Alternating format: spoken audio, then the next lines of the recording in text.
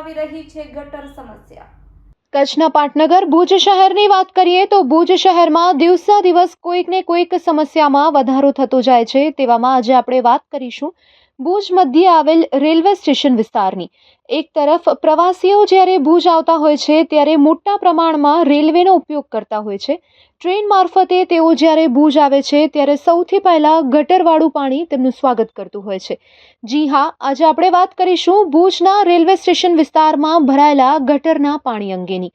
છેલ્લા કેટલાય વર્ષોથી આ વિસ્તારમાં ગટરના પાણી ભરાવાનો ત્રાસ ખૂબ જ વધી ગયો છે। તેના કારણે લોકોને અહીંથી હાલવા ચાલવામાં મુશ્કેલીનો સામનો કરવો પડી રહ્યો છે। તો વાહન ચાલકોને ગટરવાળા પાણીમાંથી વાહન પસાર કરવા પડે છે અને કેટલાક નમાજી ભાઈઓને નમાજ પઢવા જવું હોય તો તેના માટે પણ તેઓને મુશ્કેલી વેઠવી પડે છે। આ માટે લાગતા વળગતા તંત્ર દ્વારા યોગ્ય કાર્યવાહી કરવામાં આવે તેવી માંગ ત્યાંના સ્થાનિકો ઉઠાવી રહ્યા છે। જ્યારે એક તરફ કચ્છનો વિકાસ કરવામાં આવી રહ્યો છે, કચ્છ પ્રવાસન ક્ષેત્રે આગળ વધે તે પ્રકારના પ્રયત્ન કરવામાં આવી રહ્યા છે, તો બીજી તરફ રેલવે સ્ટેશન પાસે જ જો આવી હાલત હોય તો પછી કચ્છના નાના નાના વિસ્તારોની તો હાલત શું હશે। પ્રવાસીઓ આવે ત્યારે કચ્છની ખરાબ છાપ લઈને પાછા જતા હોય છે, તો આ માટે યોગ્ય કાર્યવાહી થવી જોઈએ એ અતિ આવશ્યક છે। હાલ જ્યારે ચોમાસાની ઋતુ પણ નજીક આવી ગઈ છે તેવામાં અત્યારે જો ગટરના આટલા પાણી ભરાયેલા હશે તો વરસાદ આવતાની સાથે જ આ વિસ્તારની હાલત શું થશે તે આપ આ દ્રશ્ય પરથી જોઈ શકો છો। આ માટે લાગતા વળગતા તંત્ર દ્વારા તાત્કાલિક યોગ્ય કાર્યવાહી કરવામાં આવે અને ગટરની લાઈન સરખી કરવામાં આવે તેવી ત્યાંના સ્થાનિકો દ્વારા માંગ કરવામાં આવી રહી છે।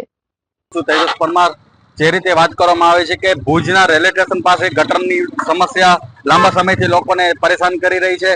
આપણી સાથે અલીભાઈ છે, એમની સાથે સીધી વાત કરશું। અલીભાઈ, આ જે રેલવે સ્ટેશન પાસે જે ગટરના પાણી છે કેટલા ટાઈમથી આવે? એ ઘણો ટાઈમથી આવે છે સાહેબ। એમને 4-5 વર્ષ તો હું દેખું છું અને એમને રહે છે। વરસાદમાં પણ ગુડે ગુડે પાણી હોય, બેટ પાણી હોય છે અને આગલા દિવસે પણ એમને પાણી હોય ગટરનો।